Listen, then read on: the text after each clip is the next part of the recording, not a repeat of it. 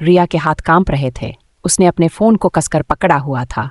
रात के 11:45 बजे थे और उसे एक अनजान नंबर से कॉल आया था।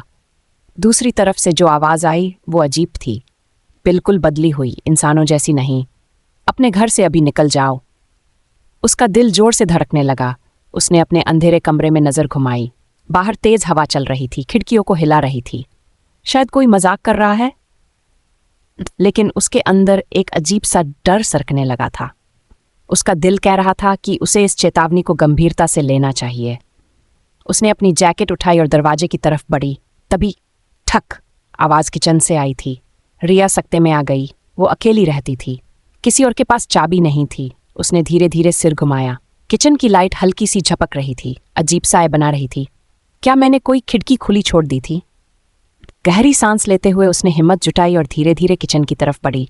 फ्रिज की हल्की गूंज, घड़ी की टिक टिक सब सामान्य लग रहा था। उसने राहत की सांस ली। शायद सिर्फ मेरा वहम था। तभी फ़ोन दोबारा बजा। उसके हाथ कांप गए। इस बार उसने झिझकते हुए कॉल उठाई। तुमने मेरी बात नहीं मानी, अब बहुत देर हो चुकी है। उसकी रीढ़ में ठंडी लहर दौड़ गई।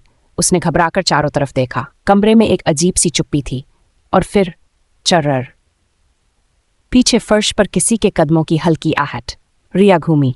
सामने कोई नहीं था, लेकिन हॉलवे के अंधेरे में हल्की रोशनी के पार कोई खड़ा था, एक परछाई। उसके हलक से एक सिहरती हुई चीख निकलने को हुई, लेकिन आवाज़ गले में अटक गई। फ़ोन उसके हाथ से छूटकर गिर पड़ा। परछाई हिली भी नहीं। उसका शरीर जम गया था। कौन है? उसने कांपती आवाज़ में पूछा। कोई जवाब नहीं आया। उसने हड़बड़ाकर लाइट स्विच दबाया। कुछ नहीं बदला। परछाई गायब हो चुकी थी। अब भागना ही सही फैसला था। उसने दरवाजे की तरफ दौड़ लगाई। कंपकंपाते हाथों से ताला खोलने लगी। जब उसने दरवाज़ा खींचा, फ़ोन फिर बजा। उसका दिल थक से रह गया। वही अनजान नंबर। धीरे से उसने फ़ोन उठाया। उसकी उंगलियां बर्फ़ जैसी ठंडी हो गई थीं। कॉल का जवाब देने से पहले ही एक हल्की सरसराहट भरी आवाज़ आई, पीछे देखो। उसकी सांसें अटक गईं और फिर उसकी गर्दन के पीछे कुछ गर्म सांसें महसूस हुई। कॉल कट गई और पूरे घर की लाइट बंद हो गई।